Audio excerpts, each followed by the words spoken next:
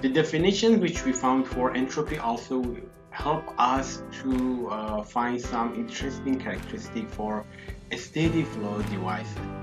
As you know, the work done during a process depends on the both path and also the final state of the properties of the system at the final. And if you remember the reversible or quasi-equilibrium moving boundary work, which is associated with a closed system, can be calculated by this equation, which is only dependent on the properties of the working fluid. P as the pressure of the working fluid, and D will change in the specific volume of that working fluid, and WB is boundary work, which we can calculate actually for that closed system. And also we mentioned that the quasi-equilibrium work interaction lead to the maximum work output for a work producing devices, and the minimum work input is required for these quasi-equilibrium devices actually.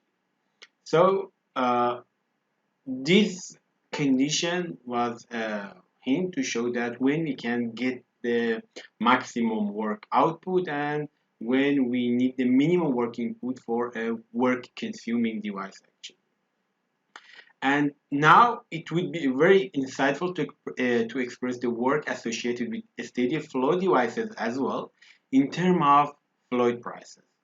Similar to what we have for closed systems, if we can find a similar equation which associate the work produced by the steady flow device or work which is consumed by a steady flow device to its the properties of working fluids, it will help us also to determine when the uh, uh, produced work is maximum and when the minimum work is required for a work consuming device like a compressor or a pump.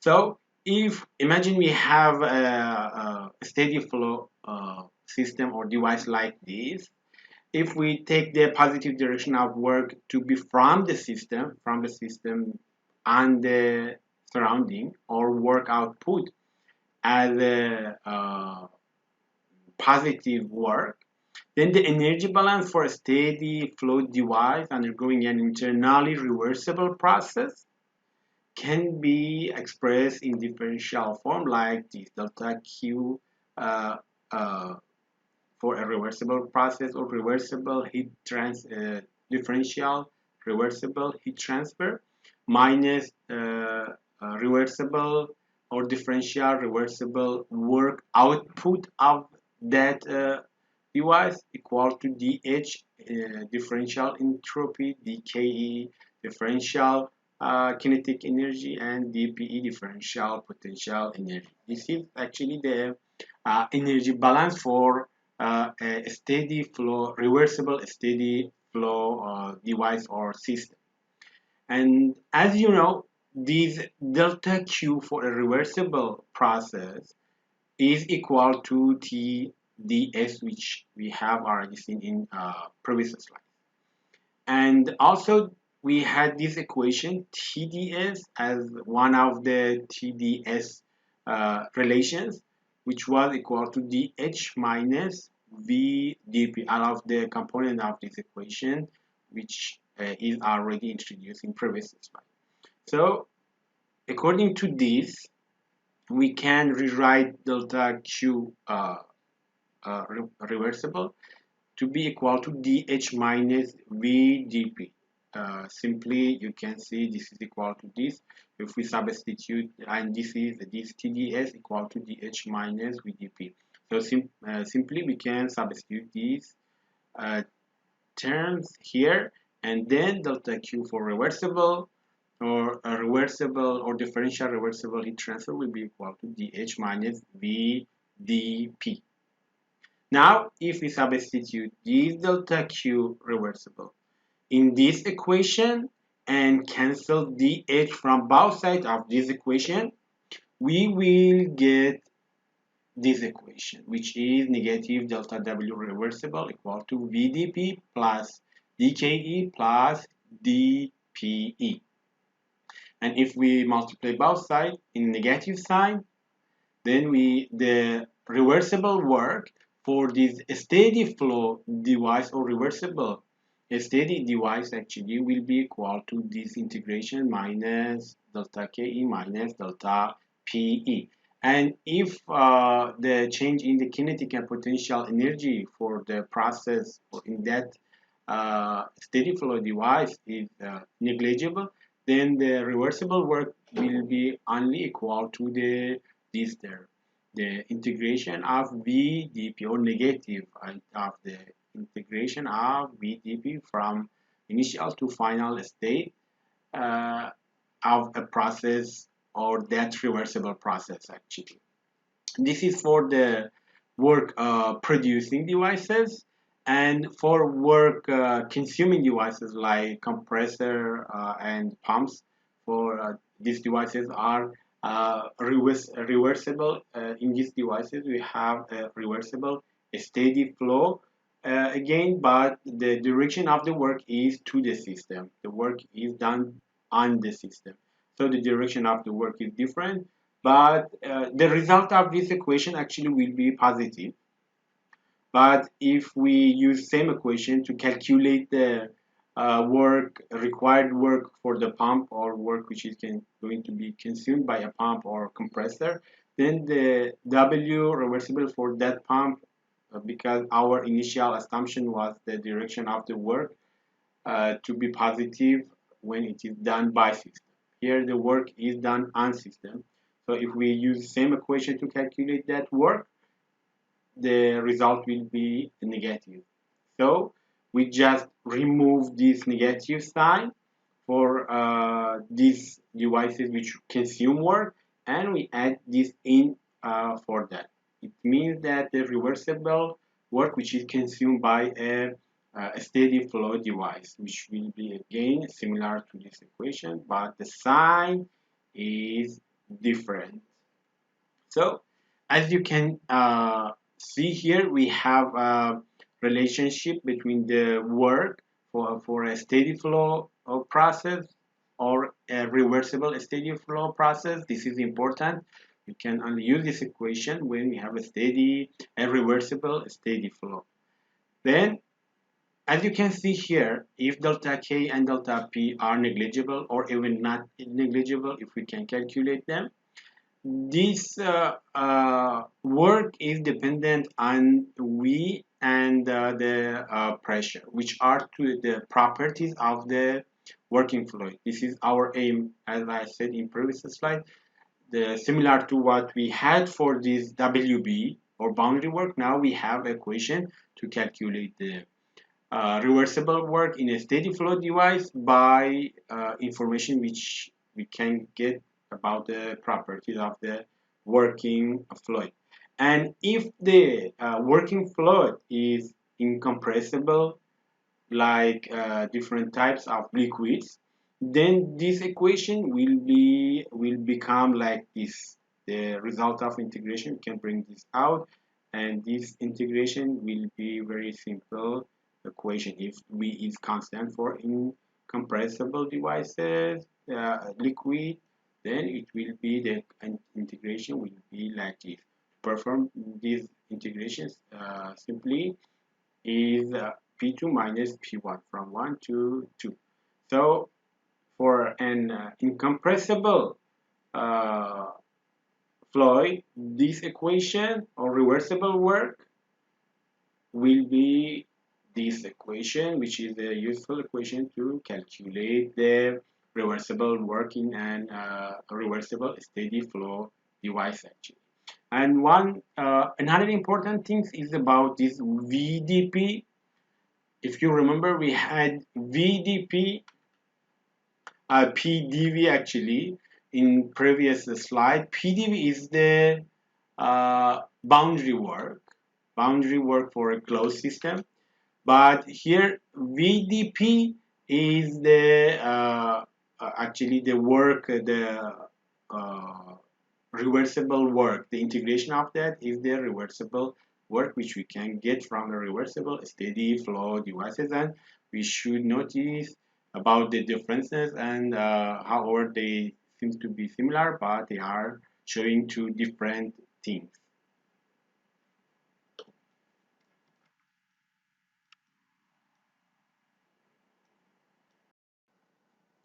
And if the steady flow device actually does not involve any work, in other words, like the pipe section, then this W reversible will be zero.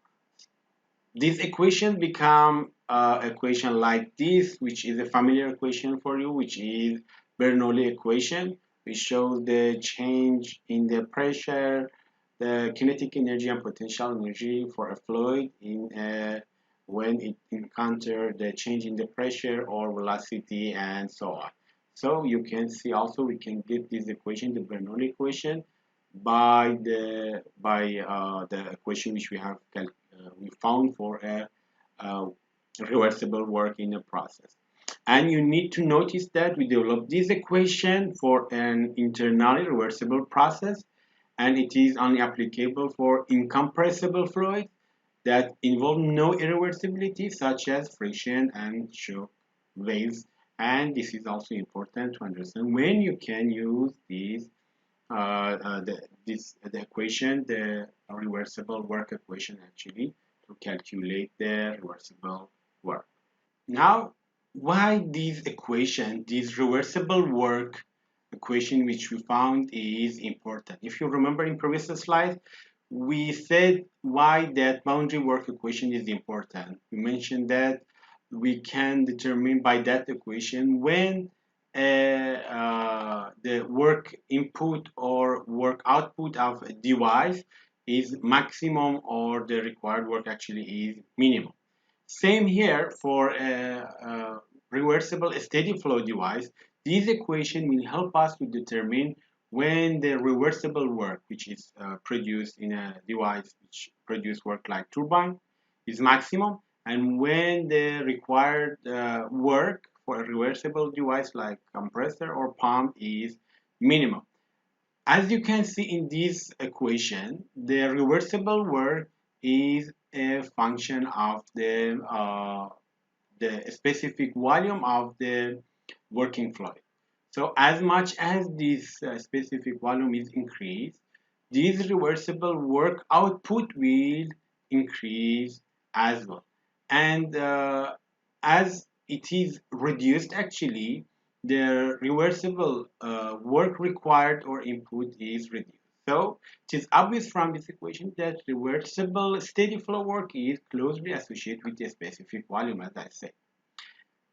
The larger the specific volume, the larger the reversible work produced. So to get more work from turbine, we need to increase this specific volume.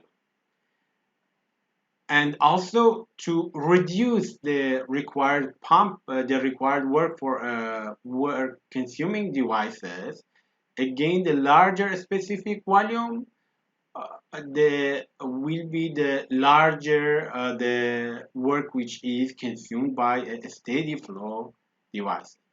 So this specific volume is a uh, property which shows how the reversible work is changed for work produced steady flow work producing devices or steady flow work produced work consuming device actually. So this conclusion is always valid for actual steady flow devices as well. However, this is an idealized device which we imagine we have a fully reversible process in that, but it is also valid in actual steady flow devices. So we need to also try to keep the specific volume of a fluid as small as possible during a compression process to minimize the work input, and as large as possible during an expansion process to maximize the work output. So here you can see how we can manage the specific volume of the working fluid to get the maximum work output or to minimize the required work input for work consuming device. We use this concept in a steam power plant or in gas power plant, especially if you know the structure of the steam power plant. We have turbine, then we have a turbine, and if you remember, and we have condenser, and we have pump and boiler. Turbine, then go to the turbine here, pump, and here condenser. If you know the structure of a power plant, the we have this structure actually. Here we can see why we have this structure. The work output is in the turbine, or it is a steady flow device which produces work. Pump is a steady flow device which consume work. So what we need to do for a power plant to increase the efficiency of the power plant actually is to the network output of this power plant actually is equal to W out minus W in, or W turbine out minus W pump in. So if we increase WT out and reduce W pump in, then W net output, or the total work which we can get from this steam power plant will increase. How we can increase WT output or reduce the required WP or pump in? By these concepts which we have learned here. We need to manipulate the specific volume of the working fluid. In steam or gas power plant actually, the pressure rise in the pump or compressor is equal to pressure drop in turbine if we disregarded the pressure losses in various other components. So this is in the first side we may have this uh, result. But in a steam power plant, the pump handles liquid which has a very small specific volume. Means that it requires the minimum required work for to consume, and the turbine handles vapor which has the maximum, or its specific volume is much higher than the specific volume of the liquid actually. Therefore the work output of the turbine will be much higher than the required work input for the pump. This is the reason why we change the phase actually. Here we have superheated, here we have liquid. This is the reason why we change the phase actually of this working fluid, because we are going to have the maximum work output of this steam power plant. In one reason why we had the efficiency of the power plant is high is due to this concept which you have learned here. And also in gas power plant we have more or less similar procedure, but because in a gas power plant we cannot change the phase of the working fluid, and the phase of the gas in entire cycle actually is gas, and only it is compressed a little, or the compression is not as much as what we have for the water in the steam power plant. So the efficiency of the gas power plant also will be lower than efficiency of the steam power plant, because we cannot change the specific volume of the working fluid which is gas in this gas power plant actually. Now you can see why we have the lower efficiency in gas power plant compared to the steam power plant. Later in next chapter you will know more about this gas power plant and also steam power plant. So this information will help you to understand the reason of higher efficiency of steam power plant compared to the gas power plant to produce electricity, actually, to generate electricity. In this example, you will see how the phase of the working fluid is effective on the required work to compress that fluid actually. Or we will compare the compressing process when a substance is in liquid phase against the when it is in gas phase actually. We have a compressor. We need to determine the compressor work input required, WE, to compress steam isentropically. This is also important characteristics from 100 kilopascal to 1 megapascal. So P1 is 100 kilopascal, P2 is 1 megapascal. So it is compressed from 100 kilopascal or zero point 0.1 megapascal to 1 megapascal. Assuming that the steam exists as A, the saturated liquid, and B, saturated vapor at the inlet state. So in two different states, we need to determine the required work input for this compressor. And as you can see also, this compression process is isentropic. Now we are going to find that require reversible work for these processes. First of all, because here we in part A, we are going to compress a liquid, so the compressor will be a pump. And in part B of the question, we are going to compress a vapor, which is a compressor actually. In both of them, the initial pressure is 100 kilopascal and final pressure is 1 megapascal. Now, let's see what should be our assumption. First of all, we assume that this process happened during a steady operating condition, and kinetic and potential are negligible.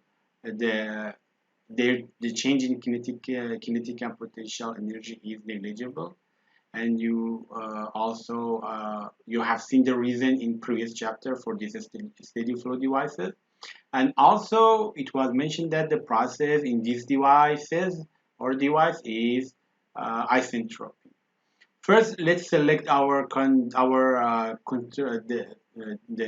system, which will be a control volume. If we select like this, the whole compressor and the pump as well as our system, it is a control volume because we have a mass crossing the boundary of our system.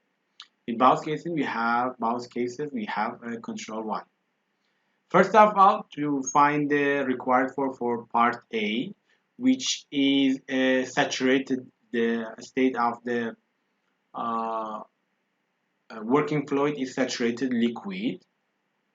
Then we simply from table A5 we can go to table A5. We have the pressure of the water. Then you know that the specific volume for a saturated liquid is Vf. So V1 is equal to Vf at one the pressure equal to 100 kilopascal. Simply, you can find this specific volume at initial state or the first state. Then, if you remember to calculate the required reversible work input for a isentropic reversible steady flow device like a pump which we have here, we need to use this equation.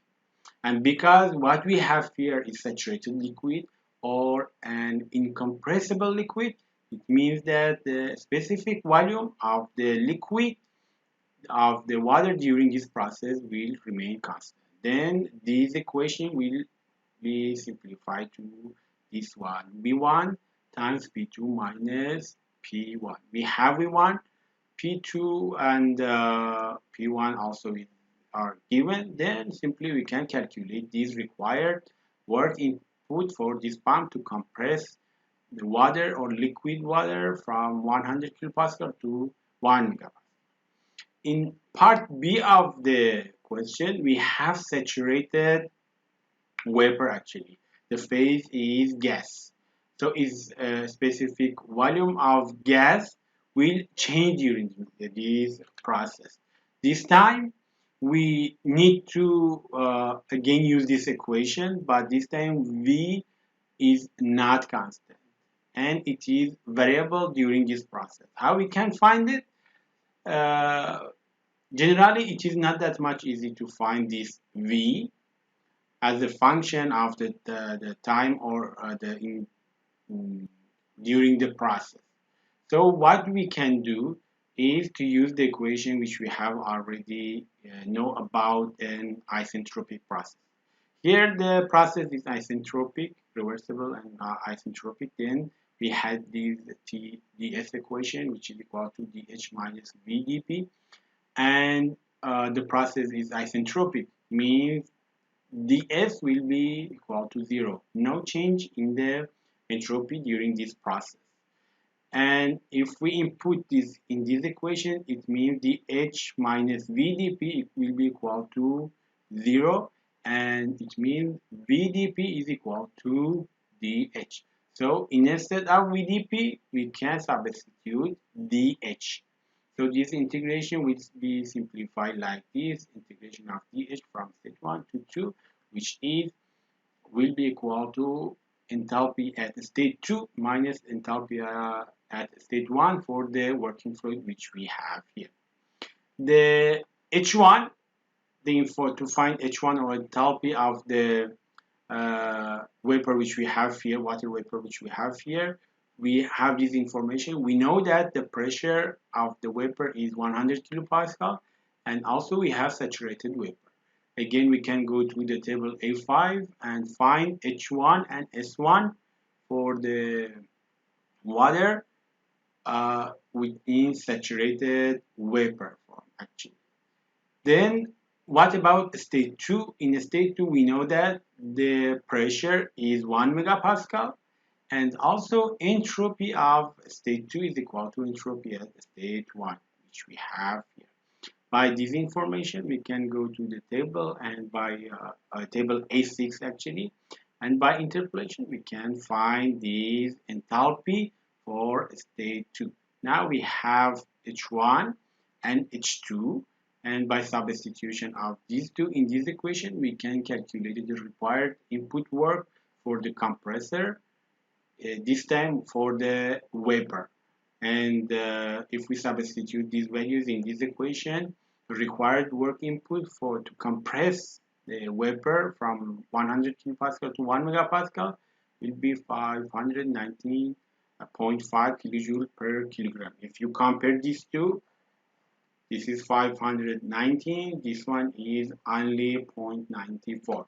You can see how much the required work, the required input work for the compressor or pump is increased when the phase of the working fluid is gas actually. So you can see why we compress, why we introduce the liquid, why we use condenser in the steam power plant. Uh, then we introduce that liquid to the pump because we are going to reduce this required work input. This is about 500 higher than when we have a liquid to the compressor. You see here what you can see the reason why we change the phase of the working fluid from gas to liquid to reduce the required work input for the pump in a steam power plant. We can also simply show that why steady flow devices deliver most and consume the least work when the process is reversible in that steady flow device. Imagine we have a steady flow device like this turbine, which is uh, has work output actually, and the initial state and final state is like this: P1 T1 and P2 T2 of the working fluid actually. Now, if we take the heat input and work output positive for this steady flow device, we can write this equation, which is according to the first law of thermodynamics: delta Q actual minus delta W actual equal to dH plus dKE plus dPE. You know this equation. In previous slide also we use this equation. And if we write the energy balance for a reversible uh, steady flow device, similarly we can write delta Q reversible minus delta W reversible equal to dH plus dKE plus dPE. If we imagine that the change in the energy for both of these devices are same, which should be actually, because uh, here what we have in actual and reversible device, actually the change in the energy of the working fluid will be same for both of the actual and reversible device. What can be different is this delta W or delta Q actually. So delta Q actual minus delta W actual will be equal to delta Q reversible minus delta W reversible. Then we can rearrange this equation to the delta W, bring W to the left side and Q to the right side. And as you remember, we had this equation relationship between TdS and delta Q for a reversible process. And also we had this equation which shows the ds, or change in the entropy, should be higher than this or equal to delta Q actual by T actually. Or for delta Q actually this uh, sign also can be removed. It is not equality. Then if we divide both sides of this equation to by T, then the left side will be delta W reversible minus delta W actual divided by T equal to this delta Q reversible divided by T, means it is ds. So we substitute ds. And this one, delta Q actual divided by T, we can write here. And as we mentioned here, the S is higher than or equal to delta Q actual divided by T. Then the whole of this right side should be higher than or greater than or equal to 0. It means delta W for a reversible process minus delta W actual also should be higher than or equal to 0. Or in other words, W for a reversible work or differential reversible work will be higher than or equal to differential reversible actual work actually for this steady flow device. Or simply, the reversible work is higher or equal to actual work which we can get from a steady flow device.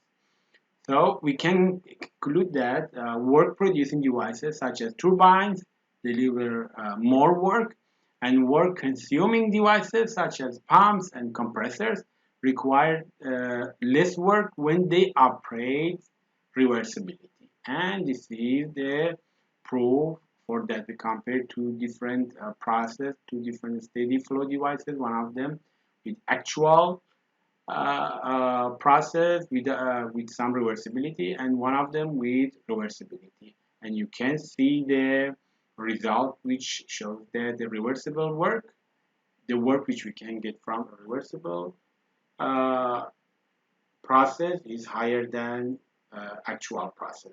Generally, we are interested to reduce the required work for a compressor or a pump, and to do this minimization of the required compressor work, according to what we have seen in previous slide and the equation which also is shown here, we need to have a reversible or internal reversible process in these devices. So we need to remove, the one way actually is to remove all of those irreversibilities in these devices, like by minimizing the friction, the turbulence in the working fluid, and by application non-quasi equilibrium or by reducing the non-quasi equilibrium compression. So we one way is to reduce all of these irreversibilities. We need to modify the compressor. And briefly, this method need lots of modification in the compressor or pump, and we cannot reach the 100% uh, reversible process in the compressor or a pump. And from the economical point of view, actually, we have some limitation to do this. So you can see this method up to some extent can be used to reduce this required input, work input for the compressor or pump. The other method, which we have already seen also in previous slide, is to provide a lower specific volume for a substance for the working fluid, which we can reduce a specific volume by changing the temperature of the working fluid. So the second method, which is also more practical, is to keep the specific volume of the gas as small as possible during the compression process. So we need to reduce the temperature or keep constant, actually keep low the temperature of the working fluid during this compression process. And this will maintain we can maintain uh, the specific volume of the working fluid as much as possible low by decreasing the temperature of the working fluid, because we have a proportional uh, relationship between the temperature and a specific volume of the working fluid. As much as we reduce the temperature of the working fluid, we can reduce the specific volume, and it means we will reduce the required work input work for the compressor. So one way is to reduce the temperature of the working fluid. We use different jacket on this compressor to increase the heat transfer or to capture the temperature or thermal energy from the working fluid. And also here we have a proof for this uh, concept that and by an example we will show that uh, an isothermal process, which during that the temperature of the working fluid during the compression process remain constant, will minimize the required work input for the compressor. So imagine we have a compressor. Then in this compressor, we are going to see three different types of processes. The number one is an isentropic processes, involves no cooling. So the temperature during this process uh, uh, does not encounter any cooling. And the second process is a polytropic process, involves some cooling. And the third process is an isothermal process, involves maximum cooling. Before I explain what happened for the required work uh, for these three types of the process, I need to mention that if we compress liquid, its temperature will increase. And during this compression process, the temperature of the fluid or working fluid is increased. Then a specific volume also is increased. Then the required work input for the compressor also will increase. So while here the cooling will uh, reduce this increase in the temperature. If we capture all of those temperature, increasing the temperature due to the compression, we will have an isothermal process, which means the temperature will remain constant during that process, the process number 3. Now, if we assume all of these processes are executed between same pressure level, it means P1 and P2, and in internally reversible manner, and the gas behaves as an ideal gas, which we have this equation PV equal to RT, with constant specific heat as well, then we can use this equation actually, as you know, for a process with these characteristics which I mentioned, a internally reversible process. We can use this equation to calculate the required work input for this compression process actually. Now, according to what I mentioned here and what you know about this process, we have this relationship. For an isentropic process, no which means no cooling during that process, then PV power K will be constant. In other words, here PV power K will be constant, and PV power K will be constant, and it is equal to RT. We can manipulate this equation, then put in this equation V. After performing this integration, the required input work during this compression process will be this. And for a polytropic process, which PV power n is constant, the required work input will be this one after performing this integration. And for isothermal process, PV is constant, then the PV is equal to RT. If we put in this equation, simply we can perform this integration.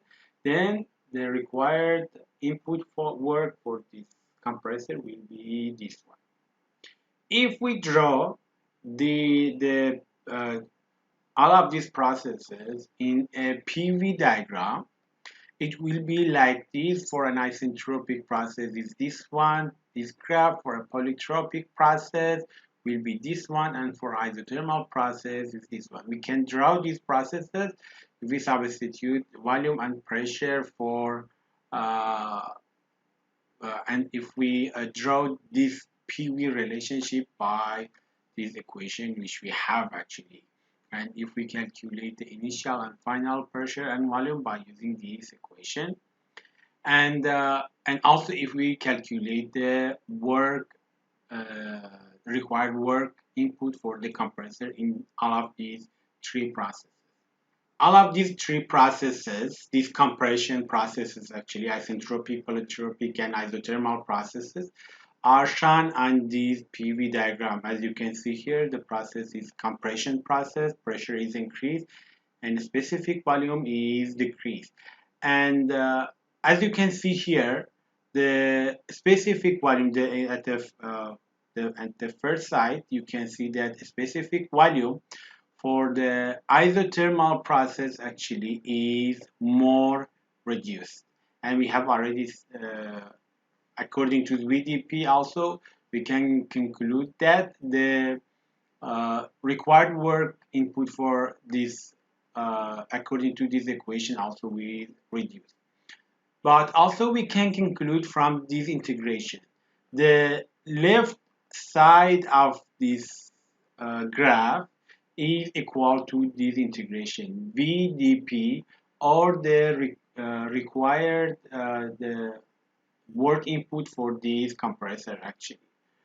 And you need to be careful about this one, because uh, this equation shows the integration of the VdP, which is the left side.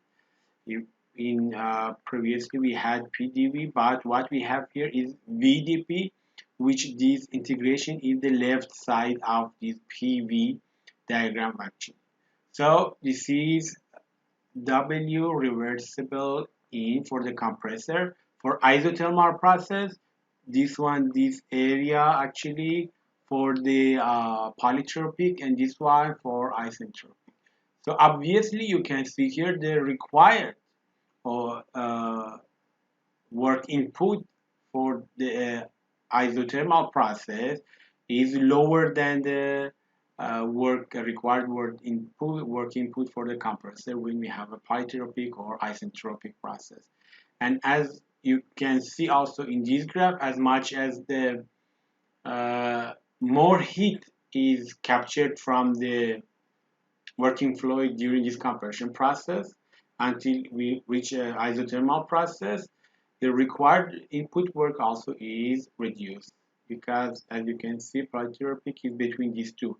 Isentropic, no cooling, and isothermal is cooling, fully cooling to capture all of the increase in the temperature due to the compression. And the polytropic, which partially we have cooling, is between these two. So you can see as much as the cooling is higher, the required input work for this compressor is reduced or is lower. And this is helpful technique which we can use to reduce the required input for work for the pump. But generally, when we are going to use different method for cooling off the working fluid during compression process, we have some difficulty to design the compressor, to design that cooling actually. But we can use different stages to compress the to reduce the temperature of the working fluid during this compression process, which we call that multi-stage compression by intercooling. As I said, sometimes the cooling by the uh, adding those jacket on the compressor is not enough to reduce the temperature of the working fluid during this compression process. So what we can do is to use a heat exchanger and introduce the working fluid to that heat exchanger in during this compression process actually to reduce its temperature. Then this compression process will become a multi-stage compression process because we have different stages to compress the working fluid, and between these stages we have a heat exchanger which we call that heat exchanger as intercooling to reduce the temperature of the working fluid. And this is a useful technique to reduce the temperature of the working fluid to reach to get closer to that isothermal compression process actually, which we have seen in previous slide, which will minimize the required work input for work input for the pump.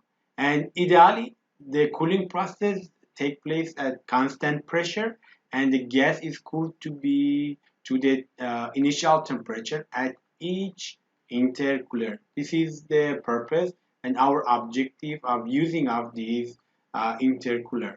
The what is happening actually during this multi-stage process for a two-stage compression process is shown in this PV and TS diagram, as you can see here. We the compression is like this. First, we compress from P1, the initial pressure of the working fluid at the enter of the first compressor actually, or for first pump actually is P1. Then it is compressed to Px as a medium temperature, medium pressure. Then the working fluid will introduce to an intercooling. Its temperature will go back to its initial temperature.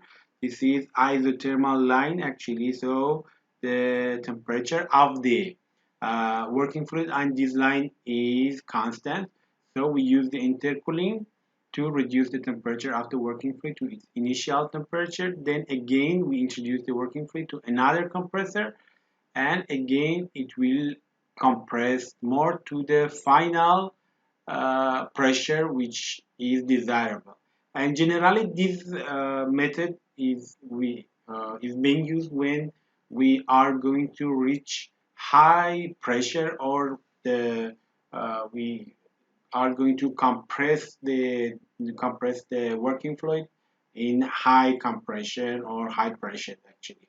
And also in TS diagram it will be like this. You can see here how the temperature of the working fluid is changed during this multi-stage compression process. Now, as you can see here in this two-stage compression process, actually, we need to have two pumps. So each one of those pumps will require a certain amount of work input. So the total required compressor work is equal to the required compression work by pump 1 plus the required compressor work for compressor in the compressor number 2. So this is what we have for this two-stage compression process, actually the required work for this multi-stage or two-stage actually compression process. This Px, as I say, is intermediate pressure, and we have this intermediate pressure because we need to introduce the working fluid to the intercooler. So what we are interested here actually is to determine the this Px, this intermediate pressure, to reach the minimum required work input for this compressor. Actually. First of all, if we substitute the values, the W compressor 1 and W for compressor number 2, we will have these two equations because both of the processes which is in both of the pump are a polytropic process actually. In other words, we reduce the temperature. It is not isothermal, it is not isentropic. We reduce a fraction of the temperature. We capture a fraction of temperature of the working fluid. So both of them are the polytropic process. If you remember, we had this equation for the W compressor, the required compressor work. And if we substitute here, and if we remember here in this equation, we had P2 and P1. And in this equation, which we have here, Px is P2 for compressor number 1, and Px is P1 for compressor number 2. So generally, we will have such equation to calculate the total required work input for this multi-stage compression process. So let's see how we can minimize this required compression, the required work actually. What we can do, you know, from mathematics, uh, first of all, if you notice in this equation, all of these N, R, T, and P are noun values, and they are not variables actually. The only variable which we have in this equation is Px. So if we differentiate this equation in terms of Px and put that equal to 0, what we find, what we will find for Px will be the minimum. We will minimize actually these W compressor in, and that Px which we can calculate from that differentiation, and we put that differentiation equal to 0, will be the amount of Px which give us the minimum required work input for the compressor. We know this from mathematics actually. If we go to that process, that calculation, that differentiation, and put equal to 0, then Px will be equal to P1 times P2 power 1 divided by 2, or simply Px divided by P1 equal to P2 divided by Px. So to minimize the required total required work for this multi-stage process or this two-stage process actually, to minimize the compression work during this two-stage compression, the pressure ratio across each stage of the compressor must be the same. Px divided by P1 should be equal to P2 divided by Px. In other words, this should be equal to this. This two distance to this pressure difference should be identical, and this is the amount of Px or intermediate pressure that will give us the minimum required work for the compressors to have the to compress the working fluid to the desirable pressure. In this example, we are going to compare the work input for various compression process. We have already introduced the multi-stage, so we are going to compare that multi-stage with the normal without the intercooler compression process actually. During this compression process, air is compressed steadily by a reversible compressor from an inlet state of 100 kilopascal P1 and its temperature is 300 Kelvin to an exit pressure of 900 kilopascal. So P1 and P2 and T1 are given.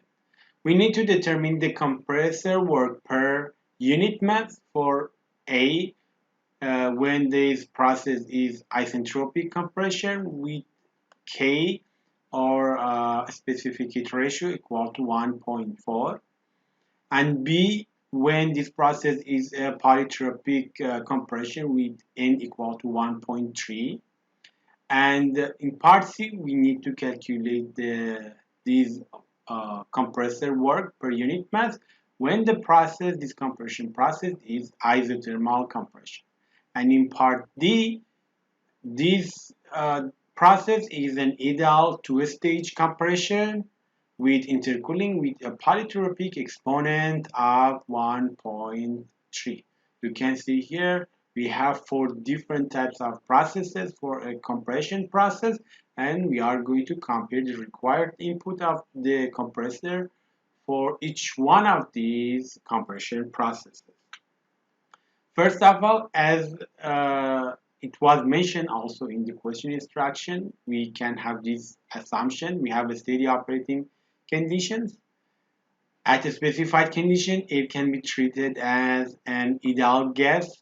We can compare the properties of the gas for each one of these processes, and we can conclude that what we have here is the air is ideal gas here in this example with these temperatures and pressures. And the third assumption is kinetic and potential energy changes are negligible to enable us to use that equation which we have to calculate the W compressor. Then we need to select our system. We select the compressor as our system. It is a control volume because the mass can cross the boundary of our system. And the steady flow compressor work also is in this control volume, and then we can use different equations which we have already seen in previous slide to calculate this W compressor. When the process is isentropic compression with K equal to 1.4 in part A, we can use this equation. We have seen this equation in previous slide. Isentropic efficiency for W compressor in when K is given here is 1.4. So simply we have P2, P1, we have K. T1 is also given. R for air from table, we know that is 0.287. If we substitute in this equation, we can calculate this W compressor in for this isentropic compression process, which is 263.2 kilojoule per gram. This is required work input for the compressor. In part B, we have a polytropic compression with n equal to 1.3. Again, for this one, we had this equation polytropic PV and n is given. We have this equation in here in our in part B. N is 1.3. We have R T1, P2, P1. If we substitute here, we can calculate this the compressor work required compressor work input when the compression process is polytropic with n equal to 1.2, which is 246. You can see here the isentropic compression process required more work, and the polytropic process required less work input for the compressor. For isothermal process, we had that equation also in same slide, which is this one: W compressor in equal to RT ln P2 divided by P1. We have P2, we have P1, R from the table. T is given also, which is 300 Kelvin. Then if we substitute all of these values in this equation, we can calculate W compressor in isothermal compression process, which is 190 89.2 kilojoule per kilogram. If we compare, you can see much lower than the required input for polytropic and the isentropic compression processes, which the rate of cooling actually is lower than this isothermal compression. In isothermal compression process, as I said, we capture all of those heat generation due to the compression in the gas. So the temperature will remain constant. And you can see here, then the required work input is reduced.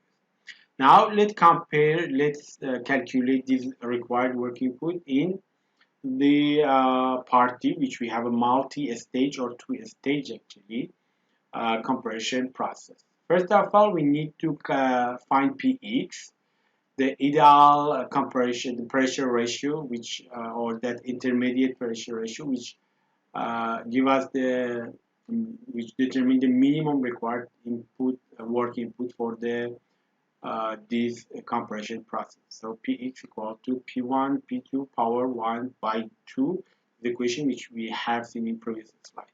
We have P1 P2 just simply power 1 by 2. Px is 300 kilopascal, and W compressor in this case, which we are going to minimize the W compressed in, will be to W compressor 1. If you remember, we had W compressor in equal to for compressor 1 plus W for compressor 2. But as we said, the W compressor in will be minimized when P2 minus Px is equal to Px minus P1 actually, or when the required input work for both of these pumps is identical. So it means W compressor in is equal to 2 times W compressor 1, or it can be W compressor 2 even. So if we substitute this W compressor 1 in, we had the equation for this, if you remember this equation, or for the W compressor 1 multiplied by 2 will give us this W compressor in 1, which in this equation we have the NR T1 n was given 1.3. We have R from table. T1 we have Px we have calculated here. We have P1 substituting this equation, and again then this W compressor in will be 215.3 kilojoule per Kelvin. If we compare this multi-stage, you can see here the required input work is higher than this isothermal compression process.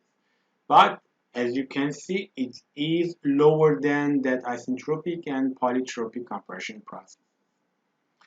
And this is actually the reason why we use these two-stage compression process.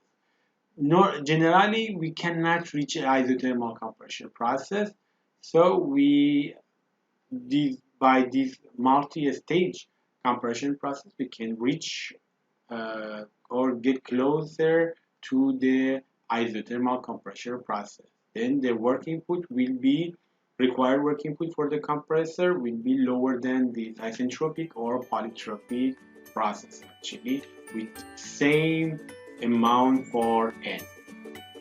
So you can see this is the reason why we use this multi-stage compression, or we use this intercooler device compression.